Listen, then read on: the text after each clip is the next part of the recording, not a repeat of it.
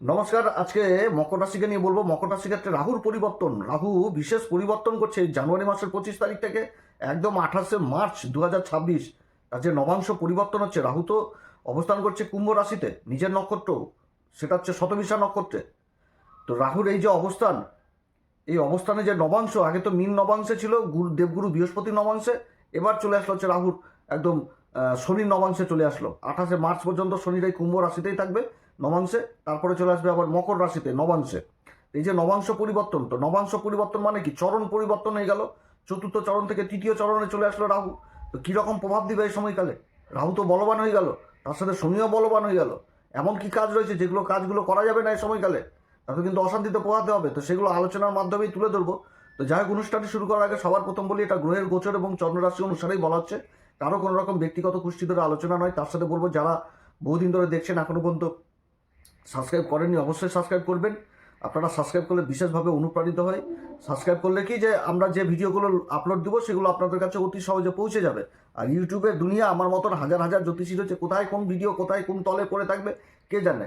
তো যাই হোক, অনুষ্ঠানটি শুরু করছি। মকর রাশির ক্ষেত্রে যে গ্রহদের অবস্থান, এই যে রাহুর যে অবস্থান, রাহু তো ছায়াগ্রহ, ছায়াগ্রহ যে ঘরে থাকবে সেই ঘরের অধিপতিকে প্রভাবিত করবে, যে নক্ষত্রে থাকবে সেই নক্ষত্রের অধিপতিকে প্রভাবিত করবে, নিজে প্রভাবিত হবে, তার সাথে যে গ্রহ অবস্থান করবে সেই গ্রহকে প্রভাবিত করে দেবে। ছায়াগ্রহের এটাই নিয়ম। তো ছায়াগ্রহ এখন অবস্থান করছে নিজের নিজের তো না, শনির রাশিতে, কুম্ভ রাশিতে অবস্থান করছে।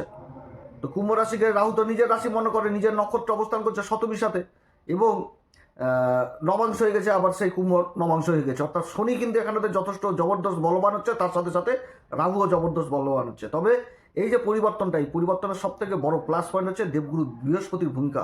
কারণ দেবগুরু বৃহস্পতির যে নবম দৃষ্টি, এই নবম দৃষ্টি পড়ছে হচ্ছে শনির মূল ত্রিকোণ রাশি কুম্ভ রাশিতে, এই রাহুর উপরে। অর্থাৎ রাহু পাওয়ারফুল, কিন্তু রাহুর যে অ্যাম্বিশন, রাহুর যে চিন্তাধারা, তার সাথে দেবগুরু বৃহস্পতির জ্ঞান মিশ্রিত হচ্ছে, এবং তার সাথে শনিও তো দেবগুরু বৃহস্পতির রাশিতে অবস্থান করছে, এবং যে নক্ষত্রে থাকছে সেটাও তো শনি নিজের নক্ষত্র উত্তরা ভাদ্রপদে থাকছে। অপরদিকে দেবগুরু বৃহস্পতিও তো নিজের নক্ষত্রে অবস্থান করছে।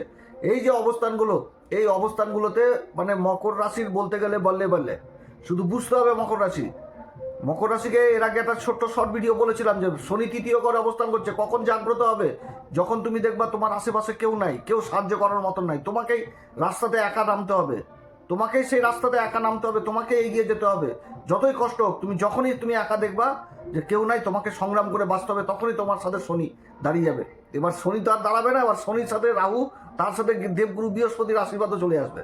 মানে একটা বল্লে বল্লে অবস্থান, খুবই ভালো, মানে খুবই ভালো একটা সাবজেক্ট তো নিয়ে গেছে মকর রাশির ক্ষেত্রে। তবে বহু মকর রাশির ক্ষেত্রে আমি বলেছি, যারা এখনো পর্যন্ত কোনো ভালো জ্যোতিষীয় পরামর্শ নেননি, অবশ্যই নেবেন। কোন নক্ষত্র রয়েছে আপনার, এমন কোন নক্ষত্র রয়েছে যে নক্ষত্রের কী প্রভাব থাকছে, সেগুলো একটা জ্যোতিষী বলতে পারবে।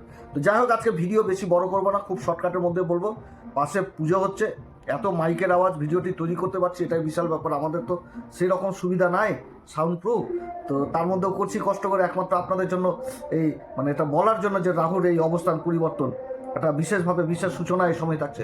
দেবগুরু বৃহস্পতির আশীর্বাদ পেয়ে যাচ্ছে, নবম দৃষ্টি পেয়ে যাচ্ছে দেবগুরু বৃহস্পতির, এবং দেবগুরু বৃহস্পতি এই সময় শনির যেরকম মানে উচ্চ ঘরকে দেখছে, তুলা রাশিকে পঞ্চম দৃষ্টি দিয়ে কর্মের ঘরকে দেখছে, সেরকম দেখছে নিজের মূল ত্রিকোণ রাশি ধনু রাশিকে, বিদেশের ঘরকে দেখছে, সেরকম রাহুর উপর দৃষ্টি দেখছে, এবং রাহু যে রাশিতে অবস্থান করছে কুম্ভ রাশি, শনির মূল ত্রিকোণ রাশিকে দেখছে। তিনটা মূল ত্রিকোণ রাশি, তিনটাই রাশি একদম পারফেক্ট এই মকর রাশির ক্ষেত্রে। তো তিনটা ঘরেই কিন্তু দৃষ্টি পড়ছে, আর তার উপর আবার এই মকর রাশির অধিপতি শনি ওই দেবগুরু বৃহস্পতি রাশিতেই অবস্থান করছে, এবং দেবগুরু বৃহস্পতির সাথে কেন্দ্রের সম্পর্ক তৈরি করে নিয়েছে। খুবই ভালো অবস্থান, খুবই ভালো অবস্থান। শনির আবার দশম দৃষ্টি যে পড়ছে আবার সেই দেবগুরু বৃহস্পতির মূল ত্রিকোণ রাশি ধনু রাশি। অর্থাৎ মানে এমন জায়গাতে অবস্থানগুলো হচ্ছে যে চারিদিক থেকে দেশেও উন্নতি, বিদেশেও উন্নতি, কিন্তু সংগ্রাম। তো মানে মকর রাশিকে শুধু এক পা দু পা করে এগিয়ে যেতে হবে, এগিয়ে যেতে হবে। যে আমি ঘরের মধ্যে বসে থাকলাম হবে না, তোমাকে এগোতে হবে। তোমার সেই তুমি যে জিনিসটা হারিয়ে ফেলেছো সেটাকে নিয়ে তুমি ছোট করে শুরু করো, তারপর তো তুমি সেই গ্রহের সাপোর্টগুলো পাবা। তো তুমি যদি এখন ঘরের মধ্যে বসেই যদি চিন্তা করো আমার দ্বারা কিছু হবে না, তাহলে গ্রহমও আর কোনো সাপোর্ট করতে হবে না। চুপচাপ ঘরের মধ্যে তোমার বের হতে হবে, বের হও, তোমার জন্য পরিবেশ রেডি, তুমি শুধু বের হও, বের হয়ে শুধু কাজ করো, আবার নতুন করে শুরু করো। দেখো তুমি পাও কি পাও না সেই উন্নতির সেই জায়গাটা, চেষ্টা করো। যোগাযোগ ব্যবস্থা সব কিছু মানে সমস্ত দিক থেকে এখন এই সময়কালে প্রচণ্ড সাপোর্ট পাবে। তবে রাহু আর শনি তো পাপী গ্রহ, এদের কিছু না কিছু ইফেক্টও থাকবে, তো কোন দিকে খারাপ সেটাও আলোচনা করব। রাহু এখানটাতে সর্বশক্তি, কুম্ভ রাশিতে নতুন প্রযুক্তি, নতুন চিন্তাধারা, সমস্ত কিছু উঠে নিয়ে চলে আসবে, নতুন নতুন সব কিছু। যে লোকগুলোর সাথে বিগত দিনে ছিল পরিচয়, ওগুলো সাইড, এখন সব নতুন নতুন জীবনের লোক তৈরি হবে, সেই লোকগুলোর পাশে এসে দাঁড়াবে, সাহায্য করবে। আর যেগুলো পাস ছিল সেগুলো সব সাইড হয়ে যাবে, সব চলে যাবে একদম সাইডে। কর্মজীবনে হঠাৎ পরিবর্তনের সম্মুখীন হবে, এমন পরিবর্তন যে এটা কল্পনাই না যে আমি কী ছিল কী হলো, এরকম বড় বড় সংস্থা, বড় বড় টেকনোলজি, সরকারি কাজ, ডকুমেন্টেন্সির কাজ, এগুলোতে বিশেষভাবে উন্নতি হবে। অনলাইন কাজের সাথে যারা যুক্ত রয়েছেন, সোশ্যাল মিডিয়াতে যুক্ত রয়েছেন, বাণিজ্য সংক্রান্ত কাজের সাথে যুক্ত রয়েছেন, অ্যাডভাইজার হিসাবে যুক্ত রয়েছেন, খাবার দাবারের কাজের সাথে যুক্ত রয়েছেন, আইন সংক্রান্ত কাজের সাথে যুক্ত রয়েছেন, এগুলো যথেষ্ট ভালো হবে। সমাজের সামাজিক পরিচিতি যথেষ্ট বৃদ্ধি পেয়ে যাবে, সমাজে বড় বড় লোকজনদের সাথে উঠা বসা শুরু যাবে, ভালো অবস্থান হতে যাচ্ছে। কাজের চাপ বেশি থাকবে এই সময়কালে এবং ফলও মিলবে হাতে হাতে, কোনো দেরি হচ্ছে বিগত দিনে যেগুলো কাজ ধীর গতিতে চলছিল সেগুলো গতি পেয়ে যাবে এই সময়কালে। তবে বুঝে সুঝেও কাজ করতে হবে, কারণ শনি যে নক্ষত্রে অবস্থান করছে, শনি কিন্তু এটাও বুঝাচ্ছে যে কোনো কাজ করতে হলে তোমাকে হিসাব করে চলতে হবে, কারণ উত্তরা ভাদ্রপদ এটা ক্যালকুলেটেড নক্ষত্র। আর এই সমস্ত জাতক জাতিকারা কী হয়, হিসাবই প্রকৃতির হয়। চার পয়সা যদি খরচা করে তো লিখে রাখবে যে অমুক 2000 অত সালে আমি 1 টাকা খরচা করে দিয়েছিলাম, এই উত্তরা ভাদ্রপদ সেটা জানে, এদের কাছে হিসাব পাই টু পাই থাকে, যার জন্য তো উত্তরা ভাদ্রপদ ম্যাথামেটিক্স অঙ্কের দিক থেকে তুখার হয়ে যায়। তুখার এই উত্তরা ভাদ্রপদ নক্ষত্র, শনির এই অবস্থান, হিসাব করতে হবে, হিসাব করে করে চলতে হবে, যে কোনো কাজের দিক থেকে হিসাব। 1 টাকা খরচা করলে তার হিসাব হবে। গুরু জ্ঞান লাভ করবে এখানে, তো গুরু জ্ঞান, চিকিৎসা, হিলিং ব্যাপারটা যথেষ্ট উঠে আসছে। যারা কোনো ইসের মধ্যে রয়েছেন, গবেষণা ইসের মধ্যে রয়েছেন, গবেষণা তারপরে রিসার্চ জাতীয় বিদ্যার সাথে যুক্ত রয়েছেন, তাদের ক্ষেত্রে যথেষ্ট ভালো অবস্থান হতে যাচ্ছে, খুবই ভালো অবস্থান, খুবই ভালো অবস্থান। মানসিকভাবে আবার গভীর চিন্তাও করবে, আবার নিজেকে একাত্ম ভাব মনে করবে যে এত যে জিনিসগুলো হয় আর কি, কাজের যে একটা চাপ, যারা চাপের মধ্যে রয়েছে তো তারা আবার চিন্তা করবে যদি একটু মানসিক শান্তি, একটু যদি একা অনুভব করি তাহলে বোধহয় ভালো লাগবে। তো একা অনুভবটাও কিন্তু একটা রিল্যাক্সের মধ্যে আসবে, সব দিক থেকে উন্নতি, চিকিৎসা, জ্যোতিষশাস্ত্র, রিসার্চ, তারপরে যে কোনো যে সফটওয়্যার ডাটা বাটা যেগুলো থাকে সেগুলো দিক থেকে বিশেষভাবে সাফল্য, খুবই একটা ভালো। তবে রাহুর এই নবাংশটা পেয়ে যাওয়া, এটা কিন্তু আরেকটা দিক সূচনা হচ্ছে, সেটা হচ্ছে কি অনিদ্রাও দিবে, রাতের ঘুম কেড়ে নিবে, শুধু ছটপটাবে যে নিজের লক্ষ্যতে কীভাবে পৌঁছাবো, এমন অ্যাম্বিশন দিবে, এমন স্বপ্ন দেখাবে এই সময়কালে যে বিছানা ছেড়ে মারবে দৌড়, এরকম হয়ে যাবে যে আমি কীভাবে সেই স্বপ্নের জায়গাটাকে, নিজের ফেরত সেই জায়গাটাতে আবার কীভাবে পৌঁছাবো, এইরকম অ্যাম্বিশন। যারা এইরকম জিনিসটা পেয়ে যায়, স্বপ্ন জিনিসটা পেয়ে যায়, তখন তো ঘুমটাও হারাম হয়ে যাবে, যে ঘুমাবো না ভাই, আমাকে তো সেই কাজে লেগে পড়তে হবে, উঠে পড়তে হবে, যেভাবে হোক আমাকে সেই জায়গাটা ফেরত পেতে হবে। এই জিনিসটা কিন্তু হয়ে যাবে এখন এই মকর রাশির মধ্যে।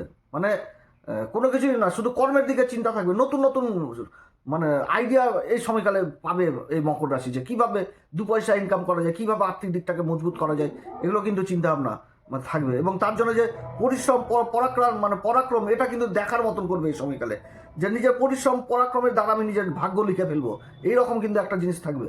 যে আমি তো সবই জানি, আমার কাছে কিছু তো জানার কিছু নাই, আমি যেটা হারিয়ে ফেলেছি সেটা পড়িয়ে আসছিল, এখন তো সব কিছু পাচ্ছি আমি, যে আমি যেটা হারিয়ে ফেলেছি সেটা তো ভাগ্যের পড়িয়ে আসছিল, আমার তো সব গুছানো হয়েছে, আমি শুধু পা বেরোবো, আমি তৈরি করবো।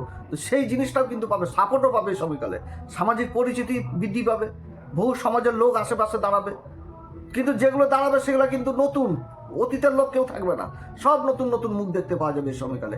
আর শত্রু যা আছে সব ফিনিশিং, সব সাইডে চলে যাবে, শত্রু দমন হয়ে যাবে, শত্রু বলে কিছু থাকবে না, শত্রুরা পস্তাবে এখন, শত্রুরা নিজের মুখ লুকাবে যে আমি এর সাথেই করেছি এরকম বেইমানি, এটা আমার করা উচিত হয়নি, অনুতপ্ত হবে যে আমি একে ফেলতে গেছি, একে পিছন দিক থেকে ধাক্কা মেরেছি, যে একে এত কিছু করার পরও কিন্তু এ উঠে দাঁড়াচ্ছে, এটাই তো সব থেকে বড় ব্যাপার, যে যাকে আমি কষ্ট দিলাম, যার সাথে আমি বেইমানি করলাম, ছলচাতুরি করলাম, এখন সেই দেখছি আস্তে আস্তে ধীর গতিতে নিজের জায়গা, নিজের প্রতিষ্ঠিত জায়গাটা আবার ফিরে পেতে চলে যাচ্ছে। তো এইরকমই কিন্তু গ্রহদের অবস্থান হতে যাচ্ছে মকর রাশির ক্ষেত্রে, এত সুন্দর একটা পরিবেশ এই সময়কালে তৈরি হচ্ছে, কর্মজীবনে একটা শক্তিশালী সময় এই সময়কাল হচ্ছে, এবং এই সময়কালে কিন্তু যাত্রাও হবে, এবং যে যাত্রাগুলো হবে তাতে কিন্তু সাকসেসও থাকছে, খুবই ভালো সময়, খুবই ভালো সময়, খুবই ভালো, তো ভালো খুবই ভালো। তবে এই যে বললাম এর মাইনাস দিকটা কি, এর মাইনাস দিকটা হচ্ছে যে কোনো ডিসিশন নিতে গেলে ঠান্ডা মাথায় করতে হবে মকর রাশি,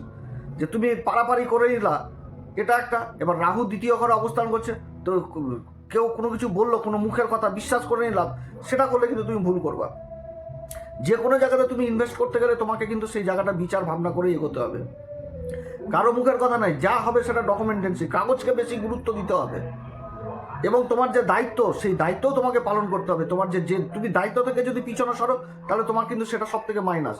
যে শনি অবস্থানই করছে তৃতীয় ঘরে, মেন জিনিসই হচ্ছে ডকুমেন্টেন্সি, কাগজপত্রের ঘর। তুমি কাগজপত্রকেই অবহেলা করে দিলা, তুমি মুখের কথাকে বেশি গুরুত্ব দিলা, কারণ রাহু দ্বিতীয় ঘরে থাকছে।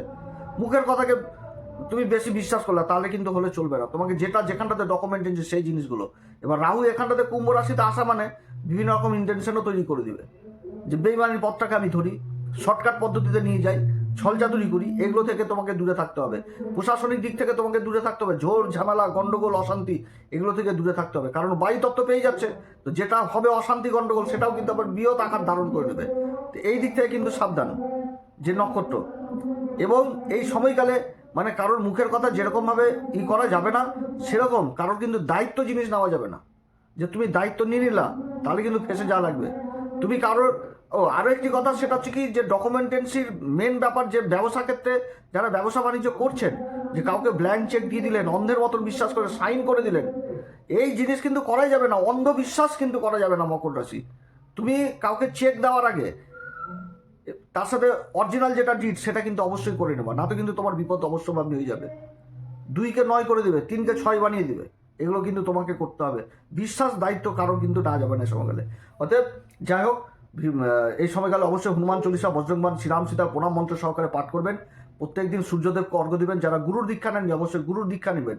এবং এই রাহু যদি কারোর জন্মকুষ্ঠিতে খুব খারাপ অবস্থায় থাকে, আমি এর আগে কিন্তু বলেছি যে রাহু যাদের জন্মকুষ্ঠিতে ওই আদ্রা নক্ষত্র, তারপরে অশ্লেষা নক্ষত্র, তারপরে মঘা নক্ষত্র, তারপরে চিত্রা, স্বাতি, তারপরে হচ্ছে জ্যেষ্ঠা নক্ষত্র, এগুলোতে যদি রাহু থাকে তাহলে কিন্তু আবার ডিস্টার্ব করবে।